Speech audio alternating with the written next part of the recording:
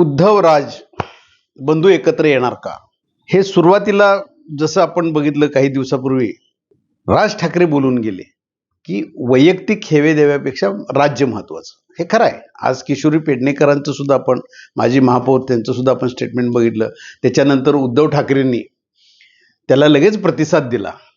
जनतेच्या मनात आहे तेच आपण करायचंय, हे सगळं चालू होतं.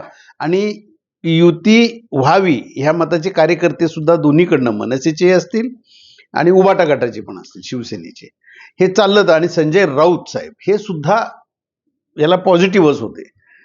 मनसेचे बाळा नांदगावकर होते, परंतु संदीप देशपांडे हे जे प्रवक्ते आहेत, एक कार्यकर्ते आहेत, ज्येष्ठ कार्यकर्ते आहेत मनसेचे, यांना कदाचित ते मान्य नसावं, पण ते खतखत होती, परंतु ते सुद्धा सौम्य आले ते.